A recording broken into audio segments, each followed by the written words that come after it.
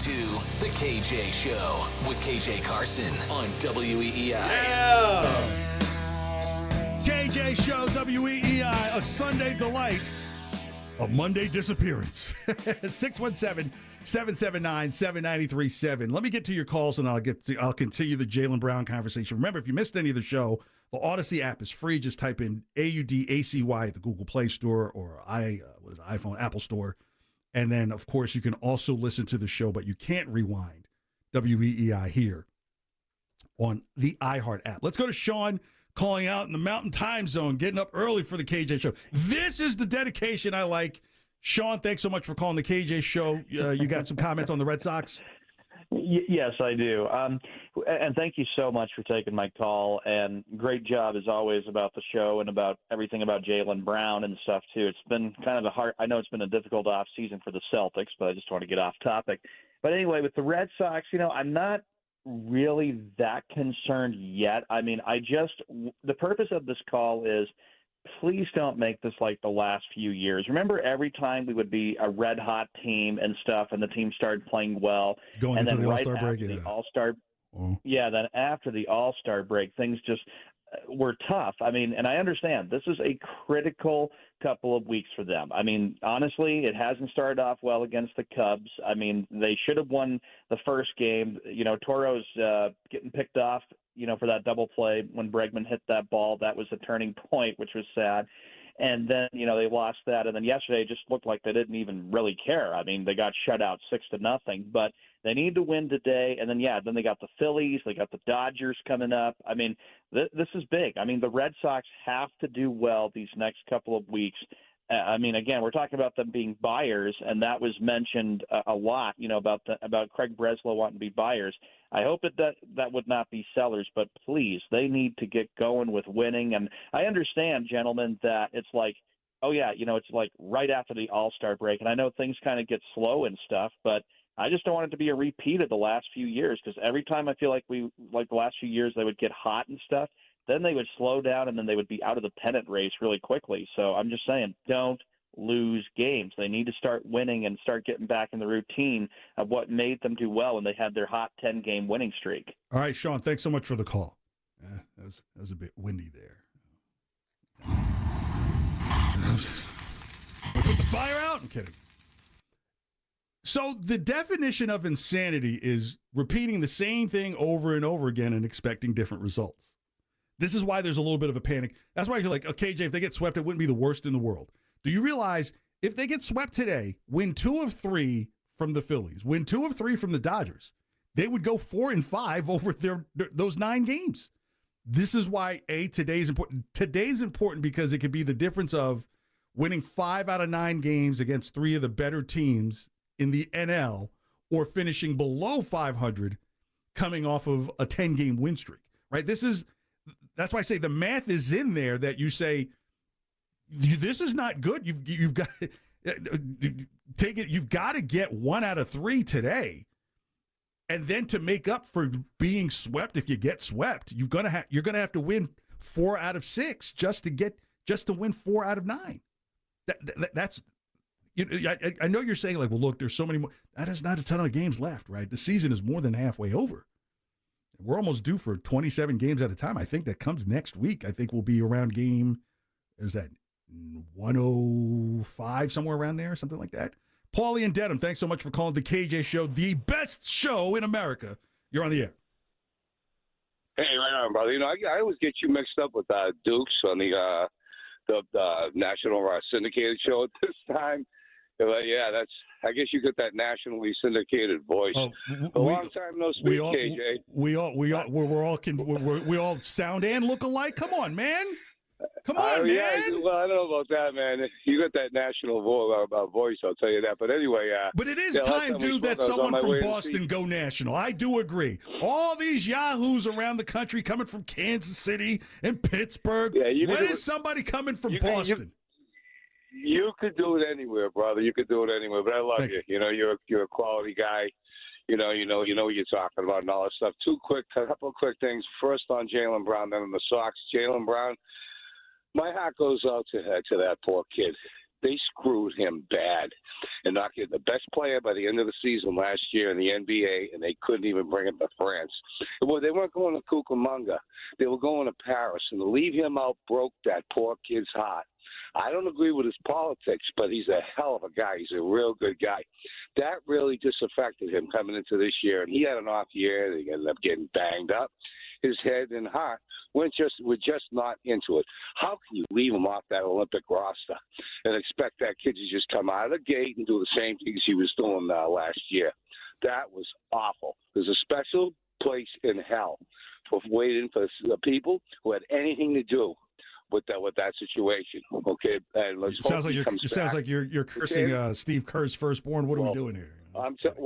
Well, with Tatum out, I'm hoping that gives him a more berth and more room to operate, move, and be a leader of the team and get his mind away and forget, put it in the rearview mirror what happened to him, in Paris last year. It's just disgraceful.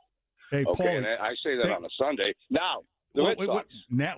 Okay, make it 20 seconds because I have other calls. They need a bat.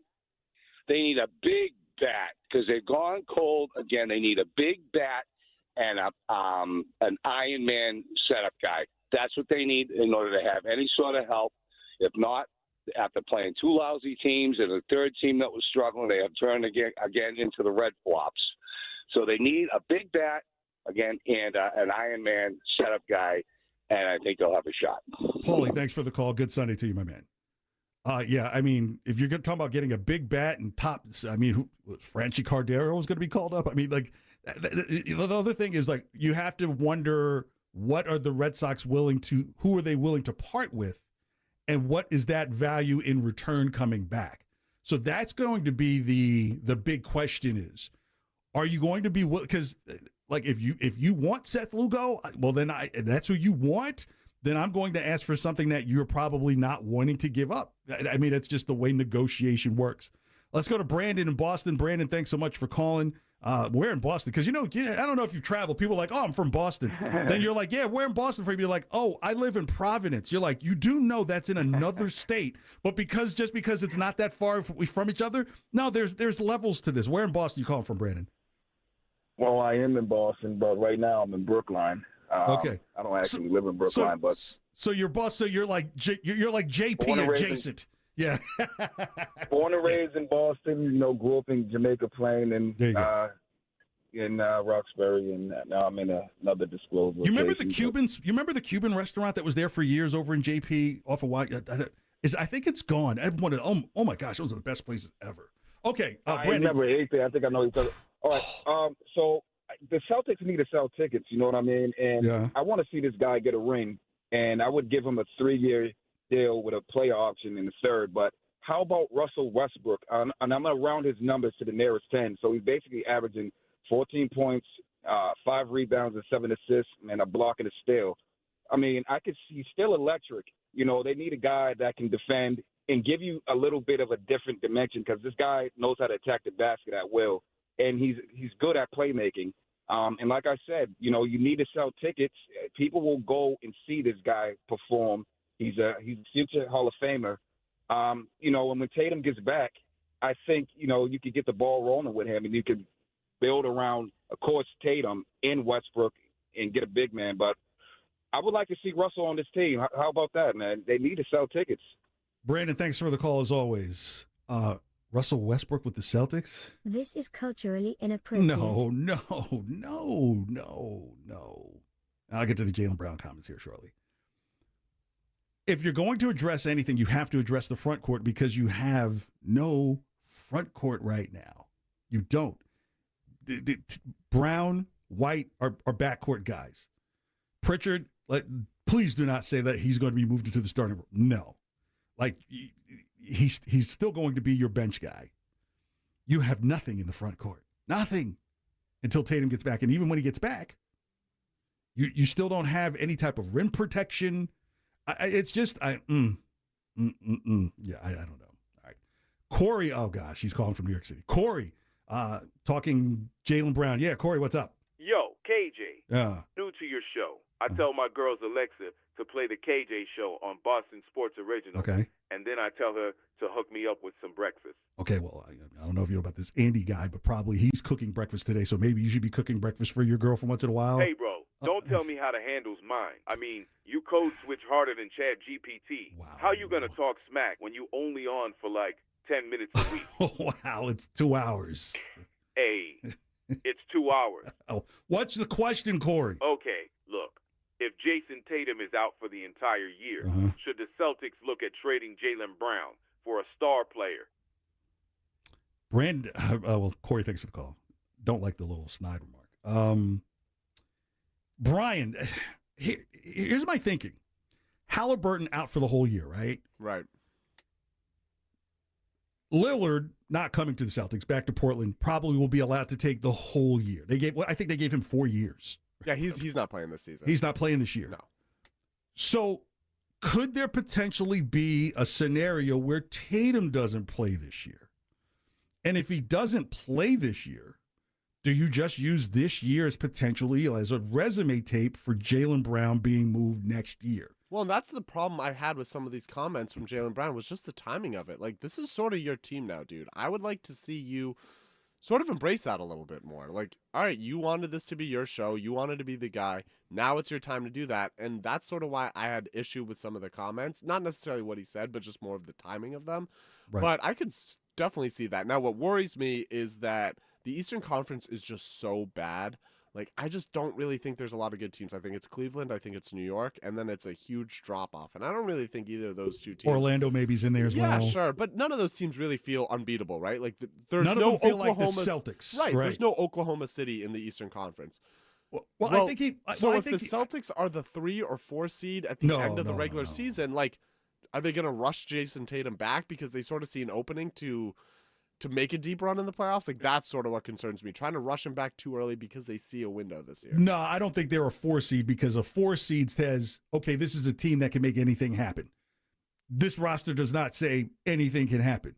Are they a 6 seed potentially where, okay, they open against the 3 seed and maybe you're like, hey, anything could happen there, but then playing the 2 seed, there may not be enough there. I just don't think that 1 or 2 seeds is going to be that good this year. Well, you should have beat New York last year. I don't think Cleveland's that good. If you're playing a 2 seed in the semifinal, or even playing a 3 seed in a quarterfinal, I think that puts them up against it. I think there would be kind of like there would be a bit of fan dysfunction if they were a play-in team, right? If they had to play in the play-in tournament. Oh, absolutely. Yeah, if they were a 7 seed, which they could be. But again, even though Corey called me a code switcher, as I've always talked this way, some things are above code. This is kind of a Jaylen Brown tryout tape